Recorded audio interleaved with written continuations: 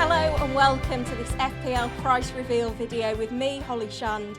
We've seen the Premier League announce the first 20 player prices, one from each club, for the new season on their YouTube channel, and I've got all of the reaction. Let me know in the comments which of these prices has shocked you the most, and if you're enjoying the new graphics that I've been working on all summer, then drop a like on this video and subscribe to the channel. Let's get into it. Starting off at Arsenal then, and Martin Odegaard comes in at 8.5 million. It's obviously a 2 million increase from his price last season, but we do need to bear in mind that he was the highest scoring Arsenal player last campaign. Arsenal have got really nice fixtures to start the season, so obviously it depends on the likes of Saka and others in terms of their prices among the Arsenal attackers, but I think Odegaard's probably going to be the one to go for from the off. If you do want an Arsenal player, you have to bear in mind that when it came to double-digit returns last season, he was up there with the very best. From Aston Villa, we've got Ollie Watkins, remains at 8 million. Tricky start to the campaign for Villa, fixtures-wise, particularly because they're involved in European qualifying really early in the season as well. So I think I'll be avoiding Watkins, but as soon as he hits that purple patch, he's going to be a player that's looking to go straight into our teams, and I think at 8 million, that's a fair price for him as well. Now, one of the biggest bargains from this announcement is Brighton's Kaoru Mitoma. He has gone up in price from 5.5 to 6.5, but I still think that that's a really fair price for him.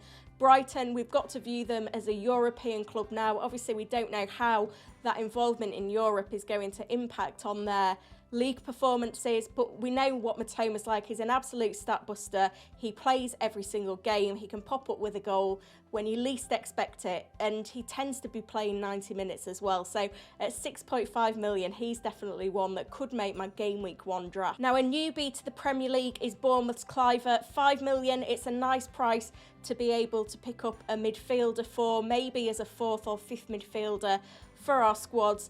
For me, I tend to avoid players that are new to the Premier League in my game week 1 draft, but we are going to see some utility from these players from clubs in the bottom half of the Premier League table at these lower prices. We're going to need them in order to be able to afford those premiums. I think it's a fair price. Now, at Brentford, with Tony banned until 2024, we've got Mbomo coming in as a midfielder.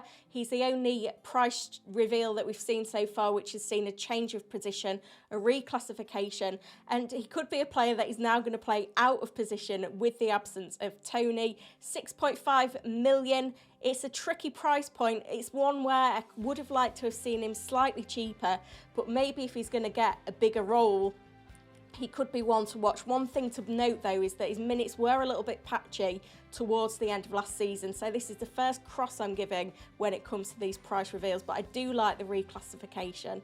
We've then got Benson coming in at Burnley as a 5.5 million midfielder. He was the most exciting player from Burnley that we was really looking out for in these price reveals, and I think he's come in at a fair price as well. Obviously, they've got Manchester City to negotiate in game week 1, so I don't think we're going to see him in many game week 1 drafts, but game week 2 onwards, the fixtures are actually quite nice for Burnley, and he could be a player that's got good utility for us. Now, we've got another player new to the Premier League now. Chelsea's Nkunku comes in at 7.5 million as a forward. I don't know how big a fan I am of this price, if I'm honest. He's certainly not going to be a player that I'm considering as a newbie to the Premier League, and you know, there's just too many question marks at Chelsea at the moment. I think they're a side that we really need to wait and see on how their performances are before bringing them into our FPL side, and I prefer to choose a proven asset from Chelsea than risk the money on a newbie. Eze comes in from Crystal Palace as a 6.5 million midfielder. I think this is probably the price he was last season, so that's really encouraging. And, you know, we've just seen announced that Roy Hodgson is going to remain in charge at Crystal Palace, so I think that bodes really well because he was a player that really flourished in the final phase of last season under Hodgson. You've got that little bit of doubt there because Roy Hodgson, while he's in an interesting managerial appointment in March to grind out points to the end of the season, a whole season under him is a very different prospect. But we look at the fixtures for Eze and Palace, and there is some promise in there. And I think with Zaha going, I think that's going to really open the door for these flair players to really flourish in Hodgson's era. Couple of goalkeepers now. We've got Pickford coming in as a 4.5 million goalkeeper at Everton. I think with him, he's a fair price. Whether we see some more promising defensive performances from Everton. They were a team that, were grinding out some of those clean sheets towards the end of last season. I think he could be one to watch. We know from his distribution and his save potential what he can achieve. We'll have to see who else we've got at that price point. We've also got Leno at Fulham, also coming in at 4.5 million, another goalkeeper that performed really solidly in FPL last season. And for me, I really do like to start the season with a goalkeeper priced at this price point. And I think some of the familiar faces from last campaign will have gone up now to 5 million, which may mean that Pickford and Leno are going to be the ones that we're choosing between. One of the big price drops for the season then, you are reading that right, Mo Salah is now back down to a 12.5 million midfielder. I think this is absolutely a great price for him. We've got to remember, great fixtures to start the season for Liverpool, particularly game week 2, Bournemouth at home. Remember that 9-0 that happened last time, compared to Haaland, who's got Newcastle at home. I think in terms of second premiums to Haaland, Salah is going to be the one, especially with that utility in terms of captaincy, and I'm really happy to see that price drop. A cheap forward among our ranks then is Morris at Luton, a 5.5 million forward. And when we think about the expensive premiums coming up in FPL this season, we may need to burn a slot in our squads by having a cheap third striker. And Morris could be it to start the season. Great fixtures for Luton. You can hop on, hop off, hopefully get a few goals out of him. He's one to watch. I really like the price. Now it's the big one, Erling Haaland, the most expensive any player's ever been at the start of the FPL season, 14 million. I was hoping it would be better, so I've got to give him a cross, but we've got to remember he is going to be in most FPL squads anyway. We've just got to see it as our budget is 86 million plus Haaland, another 14 players to buy. City have got the best fixtures to start the season. Haaland is the best player the Premier League has ever seen. He's going to be so highly owned. You've just got to lock him in and do different things with the rest of your squad. Biggest bargain of the day for me is Bruno Fernandes, seeing a price drop to 8.5 million. Man United have got some good fixtures across the first 3 game weeks, including Wolves at home and Nottingham Forest at home. I really like the look of Fernandes as an option. We need to see how Maddison sits in, because if he's going to move to a deeper midfielder role, he's not going to be as attractive, but he is on penalties.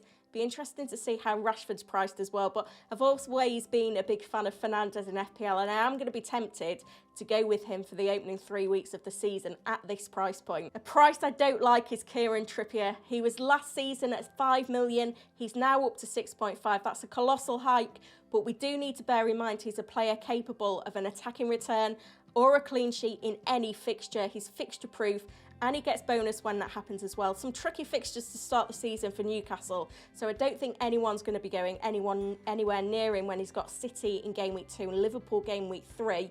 But beyond that, I think there'll be merit to picking him up maybe after the first wildcard. Hopefully we'll have seen a drop in price during that time as well. Forest sit at the bottom of the fixture ticker, so I don't think anyone's going to be buying Gibbs White for game week 1, particularly at 6 million. I feel like he's gone up in price a little bit since last campaign. We know that he can be on pens sometimes, set pieces. Couple of nice home games against Sheffield United at home game week 2, Burnley at home game week 5. I think they're fixtures he can excel in. But we need to wait for those fixtures to improve before buying him, and I would have liked to see him a little bit cheaper. Another cheap asset though is Ndiaye at Sheffield United, another 5.5 million forward. Tricky fixtures for the Blades though. You're comparing with Morris, who's got excellent fixtures for Luton. I think if you're going there with a 5.5 million forward, you're going to be going with the Luton man. However, he could be a really good option when the fixtures improve for Sheffield United. So I do like the price, just not for game week 1. Son sees a big price drop from last season, having won the Golden Boot the previous season. He's now a 9 million midfielder, and he is going to be a player that could come into our thoughts in FPL. Not for me for game week 1 though. I think there's too much around the uncertainty around Kane and whether he's going to be a Spurs player come game week 1.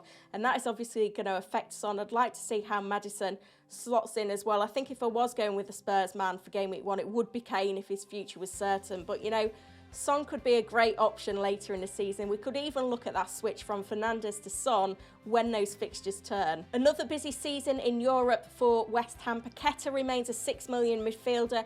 I think that's a fair price for him once again, but I think with that involvement in Europe, the tricky opening fixtures, he's not going to be a player that we see owned by many managers in game week 1. Final player in the list, best asset from Wolves in my opinion, is Jose Sarr. Remains a £5 million goalkeeper.